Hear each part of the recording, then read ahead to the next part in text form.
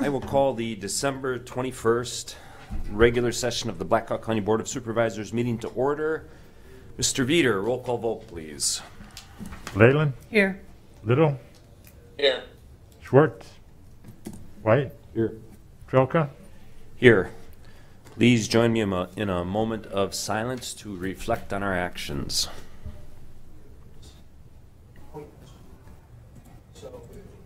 Please join me for the Pledge of Allegiance. I pledge allegiance to the flag of the United States of America and to the republic for which it stands, one nation, under God, indivisible, with liberty and justice for all.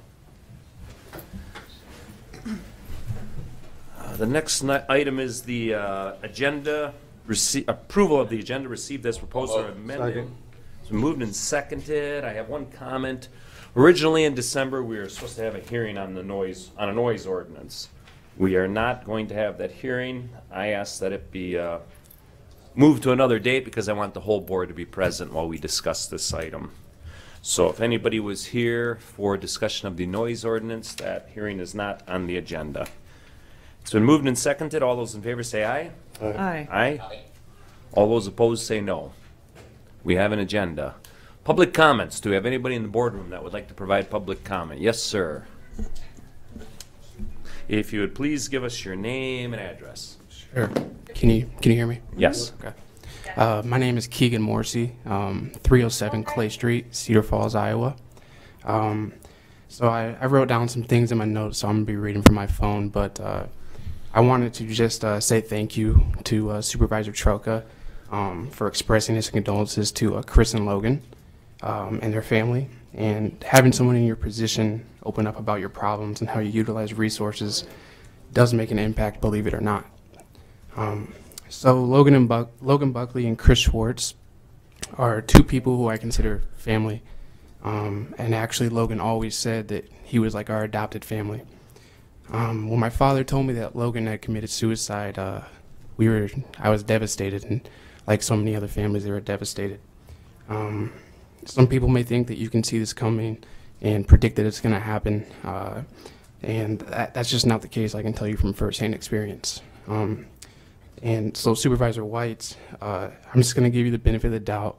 I don't believe you meant any harm by your comments or anything like that. I never had a conversation with you in person, so I don't even know much about you, so I'll just give you the benefit of the doubt with that comment that you said. But that's not even why I'm here today. So today, I'm here just to discuss mental health.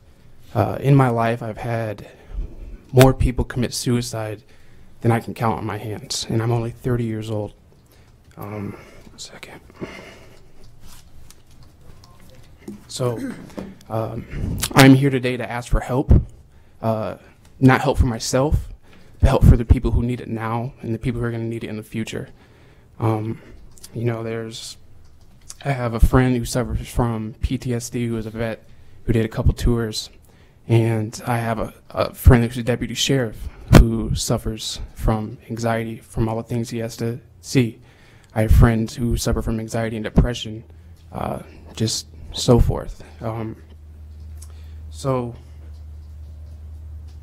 I also am here today for the people who are no longer with us, and they weren't able to get the help that they needed just due to certain barriers or the stigma that comes with trying to get mental health, help for your mental health. I'm not sure if you guys recall, but there was an article a couple months ago basically talking about how the suicide rate, we could see a drastic increase in our suicide rate. It featured two Cedar Valley mental health advocates. One is a good friend of mine, Tom Ekus, who is the director of Blackhawk Grundy Mental Health, and the other, Ryan Nesbitt, created an awesome nonprofit called Alive and Running Iowa. They both are sounding the alarms in regards to the suicide rate going up and are saying that based on previous American history, we could be looking at suicide rates skyrocket. But this doesn't have to be the case. We can reverse this trend. I ask each and every one of you to take this issue head on so we can start pushing for people to get the help they need. I ask you to research new treatment options when it comes to mental health and to use your voice as elected officials to lobby for beneficial changes at the state level. This, at the end of the day, is the most patriotic thing that you can do. It's not a matter of we're Republicans or Democrats or even Americans. It's a matter of being a human being. We help our neighbors in good times and in bad times. So I ask and beg of you to please do this. It will not bring Logan back. It will not bring many friends and other people who have passed away due to this back, but it will save many lives in the future. And Chris, if you're watching or listening, just know that we love you. We're here for you for anything that you need, and stay strong, brother. Thank you, Mr. Morrissey. Do we have any others in the boardroom that would like to provide public comment? Do we have anyone on Zoom or on the telephone that would like to provide public comment? Claims and payments. I will make a motion that the Board of Supervisors approve expenditures and that the county auditor be authorized and directed to issue checks against the various settlements of such claims as allowed. So moved. Oh, you move second. Yep. Second. And we have a motion and a second. Any comments or questions? Mr. Perry. This week's total comes to $1,346,475.75. The larger items were the Grundy Road project, totaled $663,108. Secondary roads, $358,598. Maintenance department, $35,052. And finally, sheriff's department, $24,836. Everything looked normal. All right, Mr. Veeder. Roll call vote, please. Leyland, Yes. Little, Yes. White, Yes. Trelka, Yes. Item number 4 is project updates from department heads or elected officials. Kathy, you're not getting up. Oh, no. Any others in the boardroom? Do we have any department heads or elected officials on Zoom or on the phone that would like to provide an update? All right, item number 5 is a motion to approve the minutes from December 14th, So moved. 2021. Second. We have a motion and a second. All those in favor say aye. Aye. Aye. All those opposed say no. Item number 6 is the consent agenda. So moved. Second. Any comments or questions? Mr. Veeder, roll call vote, please. Little, Yes. White, Yes. Leyland, Yes. Trelka, Yes. Item 7, contracts and agreements. 7A is a resolution that the contract between Blackhawk County and Aspro Incorporated, Waterloo, Iowa. Lighting held November 16th, 2021 at 10 a.m. for project FM-C007, in parentheses 162 long dash 55-07, for HMA pavement widening and resurfacing on Canfield Road, V51, from Dubuque Road, D22, north 2 miles to Independence Avenue, D20, and project STB-SWAP-C007, in parentheses 165, long dash FG-07 for HMA Second. resurfacing and cold in place recycling. It's been moved and seconded. Kathy? Yeah, good morning. If you recall, this was led by the DOT back in November. We had 2 bidders. Aspro was the low bid. Several weeks ago, you also voted to award the project to Aspro. We sent out the contracts. They have sent those back.